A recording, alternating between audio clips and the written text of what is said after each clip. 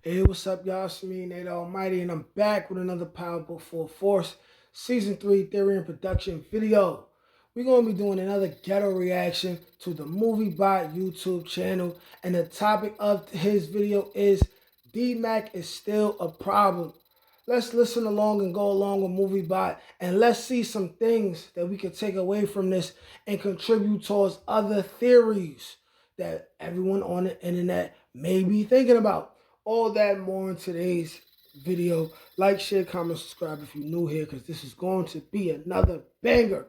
Without further ado, let's get to it. The Dmac starter pack, you've got the braids, the Tech 9, the biker helmet, and after episode 3, you've also got the grenade off of the black market.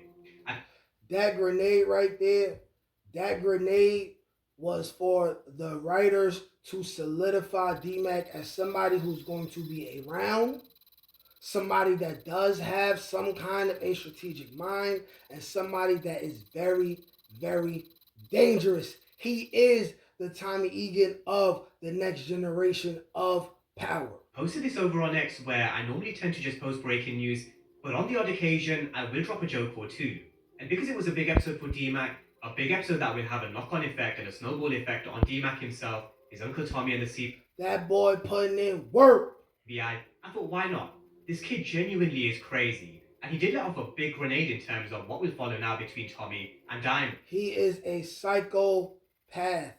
Every bit of Tommy Egan's nephew. It is in the blood. But also the consequences which Tommy will no doubt have to clean up. 2 weeks ago, we spoke about how Dmac was a huge problem, whether Tommy would be able to save him before he makes another mistake. Well, we're now 2 episodes past that first Dmac breakdown, and he's made not just one, but two huge mistakes. And some of them, Tommy doesn't even know yet. And that's the topic of discussion in today's breakdown. We're going to be talking about Dmac growing up in the streets, some similarities and differences between him and Tariq. We're also going to be referring to the red and the blue pill of how. I'm telling y'all right now, right? When it comes to sheer ruthlessness, Dmac got everything over Tariq. But when it comes to strategic mind, Tariq has that over Dmac. So in all due reality, once they're working together, it will be more of a Ghost Dmac kind of feel than actually Tariq and Braden and the writers are doing this on purpose. They know we do not need another Tommy. But we need someone who reminds us of Tommy. Those who have kept up, and he can't be white. With my off-season power breakdowns will know exactly what I mean. How his mistakes have spiraled into chaos, how he's very street smart, but at the same time very raw and reckless. And finally, how this now has an effect on Tommy, the CBI, and how does Tommy save him before he goes on yet another suicide mission?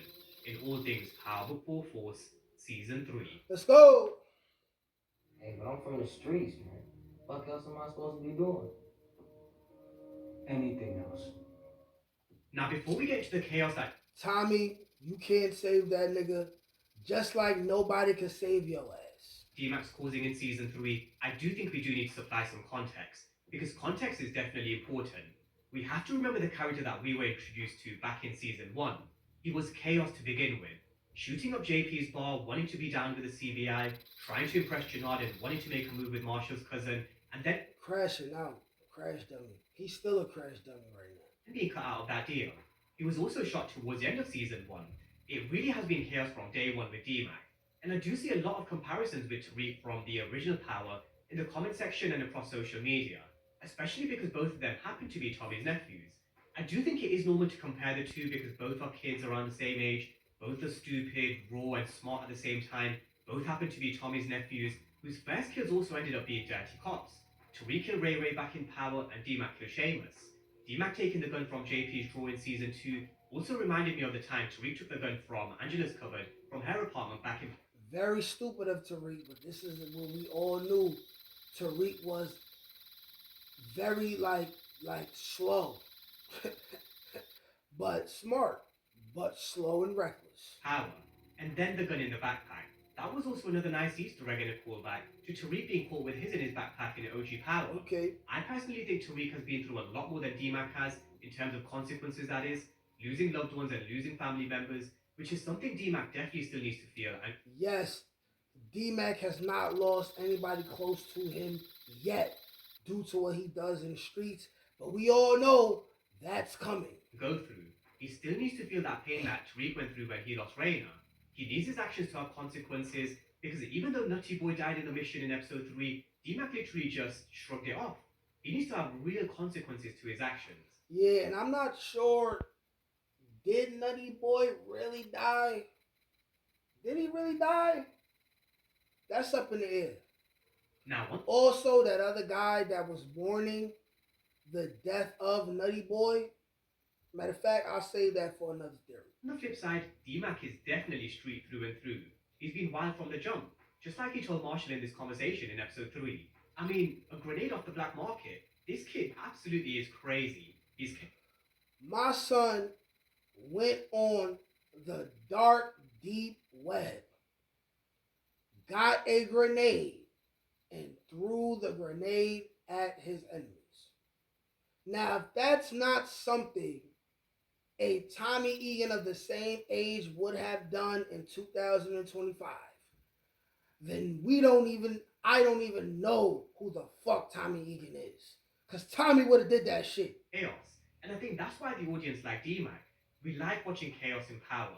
We like watching crazy characters. We like watching these missions that they go on. Raw characters like Dmac and watching them develop. Oh my goodness, he's going to suffer such a great loss behind this. Into more calculated, ruthless gangsters. I mean, this is nothing compared to what we're going to see in Power Origins when it comes to the younger ghosts, Tommy and Kaden, when they go on their missions. But he's been wild and crazy from the jump. Whereas Tariq grew up in a penthouse suite in Tribeca. He also had a lot of things going for him. For example, the opportunity. And till this day, still don't know how to fight. To go to Choke, and even after everything. Like, how the writers didn't even, like, have some kind of, like, even if they didn't have him go on a training arc, how could they just go from season to season and not even, like, give us an inkling or let us at least know that Tariq know how to fight? Like, they didn't even be like, yo, over the last 6 months, you've been going hard in the boxing gym. Like, none of that. Now, what happened in Power and what he went through in Power, he still had the opportunity at Stansfield. He still had the opportunity with, I wouldn't say Western Holdings as such, that turned out to be a Ponzi scheme. But early in Season 4, he had the opportunity to escape. He had the opportunity to build, especially because he was smart enough to create business relations with the likes of RSJ. For Dmac, he's never had that opportunity. Back in Season 1, he mentioned that his teachers thought he was stupid. But it wasn't that he was stupid, he had all this math and numbers in his head. He was a numbers kid. Yeah. This is a very bright kid who just got dealt a very bad hand. He's a genius. When he was a kid. He never had JP when he was growing up. I'm not too sure where his mom's is at this moment in time, but because of that, he doesn't know any of. Another thing that we can speak on, Dmac's mom. It was never said that she died at all. Just says that she's not around. So we can be sure she is likely to pop up before the end of this season. Or, never mind, got an idea for another theory. The life. All he ever wanted from Season 1 is to be down with the CBI. That's why when he got sent to Great Shores where they wanted him to cut off his dreads, that wasn't for him. He's street through and through. So that's the context, that's the history, which I do think is important to remember when we're talking about a chaotic character like Dmac. We have to remember where he's from, his struggles, and how he's been brought up in the streets. For some of you who remember my Red Pill and Blue Pill breakdown, which is a theme that we've seen across the Power universe, I did have a chapter in that breakdown that was dedicated to Dmac. We spoke about how Tommy is actually trying to change this toxic legacy and this toxic chain in Power's version of the Red Pill. But for Dmac, it stems from a very young age, him growing up in the streets. I asked a question in that breakdown whether Tommy would be able to rewrite history, but I think we've all seen how stubborn Dmac is. With Dmac, it always has, and we're not going to stop Dmac. This is somebody whose first body was a cop, an officer of the law. He's far gone, and he was far gone before Tommy even met his ass. To be the Red Pill. It's not just. Can't teach that shit, nigga. Come on. That's God gifted. That's touched by an ink. That's on the dome, nigga.